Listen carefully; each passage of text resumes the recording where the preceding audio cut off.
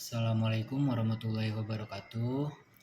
Perkenalkan, nama saya Muhammad Ridwan Irawan dengan NIM 1123 11058.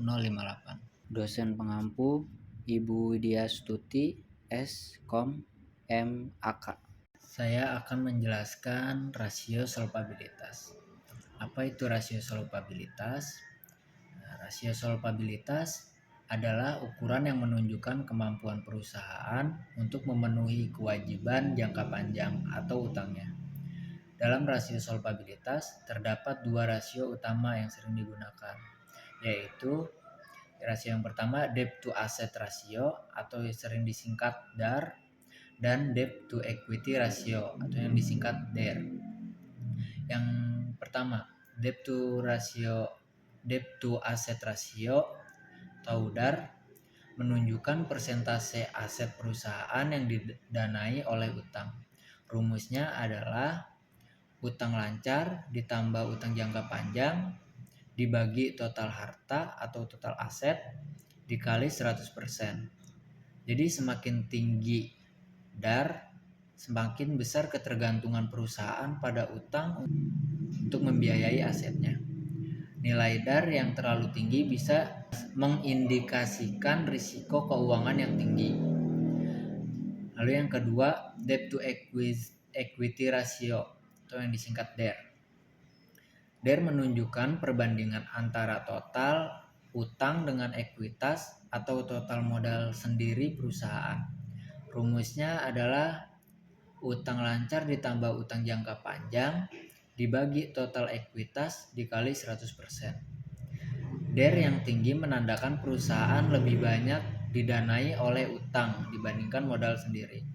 Ini bisa menambah risiko bagi investor. Namun dalam beberapa industri, DER yang tinggi mungkin dianggap wajar. Kedua rasio ini digunakan oleh investor dan kreditur untuk menilai risiko finansial perusahaan dalam jangka panjang. Selanjutnya kita langsung ke soal. Contoh soal pada laporan posisi keuangan PT AX balance sheet. Perbandingan pada tahun 2010 dan tahun 2011.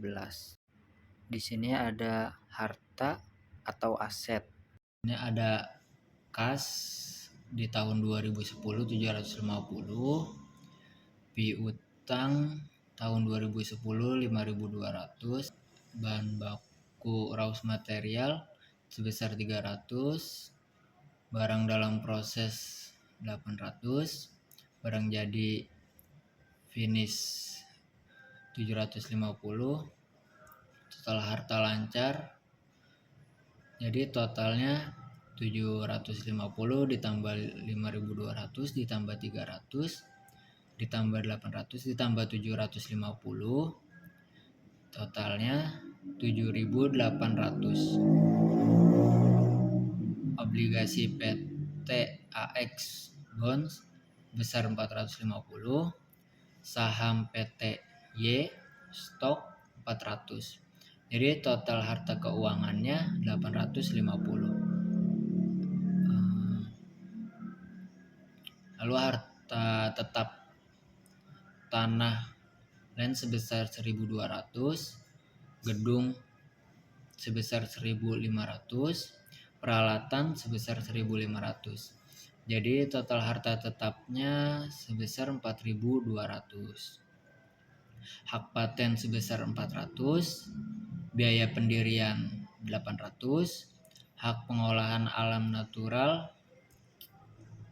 resource right sebesar 322.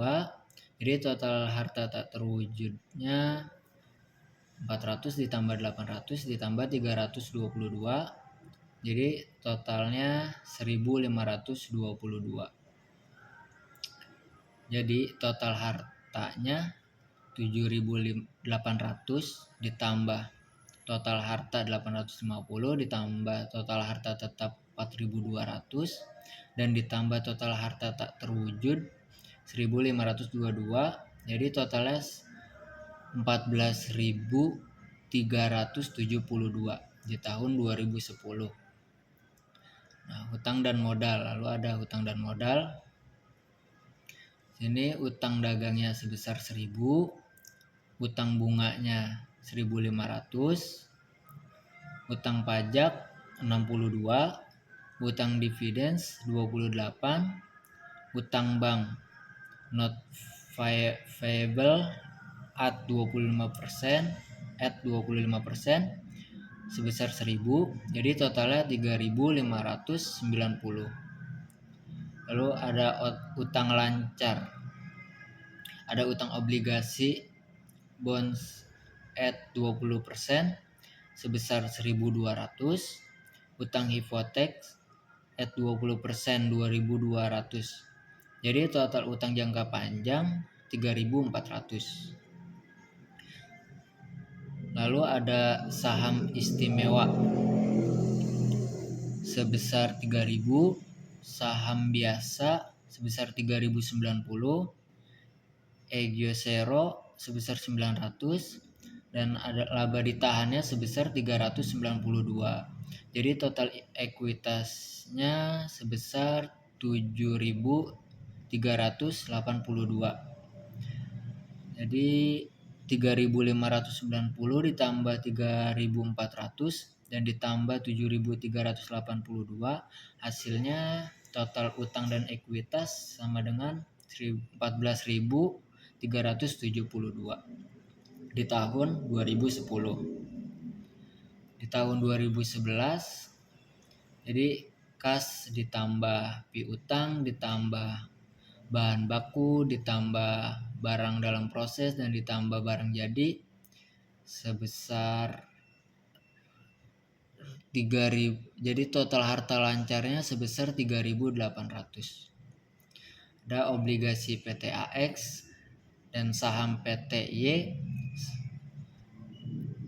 jadi totalnya 4.000 pada tahun 2011. Lalu ada total harta tetap tanah land sebesar 750, gedung 850, peralatan 6.050. Jadi total harta tetapnya 7.650. Lalu ada hak paten sebesar 300, biaya pendirian 700, hak pengolahan alam 550. Jadi total harta tak terwujudnya di tahun 2011 sejumlah 1.550. Jadi total harta lancar ditambah total harta keuangan ditambah total harta tetap dan ditambah total harta tak terwujud, jadi total harta atau total aset sebesar 17.000. Lalu ada hutang dan modal. Di sini di tahun 2011-nya utang dagang 1.500, utang bunga 1.000, utang pajak 32, utang dividends 58, utang bank 2.500. Jadi 1.500 ditambah 1.000 ditambah 32 ditambah 58 ditambah 2.500, total utang lancarnya sama dengan 5.090. Lalu utang obligasi sebesar 600, utang hipotek 1.600, total utang jangka panjang 2.200. Lalu ada total ekuitasnya. Saham istimewa 3.000, saham biasa 5.100, Egiosero 995, laba ditahan 615. Jadi total ekuitasnya 3.000 ditambah 5.100 ditambah 995 ditambah 615 sama dengan 9.710. Jadi total utang lancar ditambah total utang jangka panjang ditambah total ekuitas, total utang dan ekuitas di tahun 2011 sebesar 17.500. Saya akan menjelaskan debt to asset ratio atau yang singkatnya DAR. Jadi lebih tinggi persennya di sini, lebih buruk si suatu perusahaan. Jadi ada rumusnya di sini, utang lancar ditambah utang jangka panjang dibagi total harta dikali 100. Pada tahun 2010 utang lancarnya di sini 3.590. Nah, utang lancar yang ini 3.590. Lalu ditambah 3.400 ini utang jangka panjang. Nah, utang jangka panjangnya sebesar 3.400. Lalu dibagi total harta. Total hartanya sebesar 14.372 dikali 100 sama dengan 49%. Nah, lalu tahun 2011 utang lancarnya 5.090, yang ini 5.090 ditambah utang jangka panjangnya 2.200 dibagi total harta. Nah, total hartanya 17.000 sama dengan 5.090 ditambah 2.200 dibagi 17.000 sama dengan 43% hasilnya. Maka yang lebih baik di tahun 2011 karena dia 43% ini lebih kecil dibandingkan 2010. Nah, 2010 kan 49%. Berarti tahun 2011 itu lebih baik daripada tahun 2010. Nah, lalu ada debt to equity ratio atau yang disingkat DER.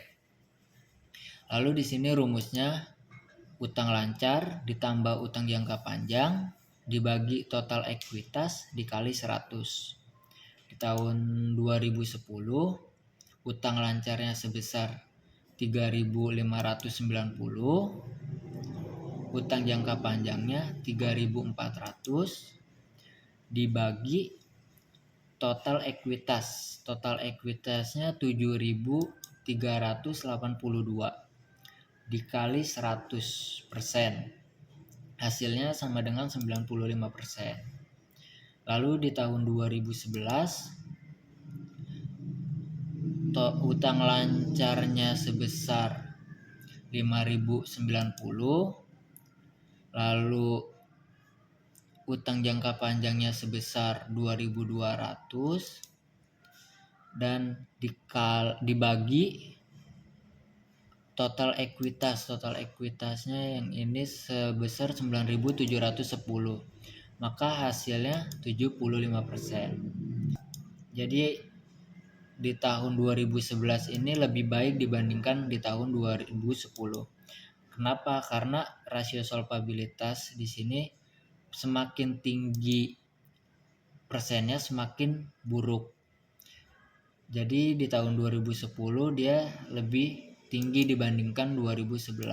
Berarti perusahaan yang sedang dijalani ini dia perusahaannya lebih baik dibandingkan tahun 2010. Oke, terima kasih.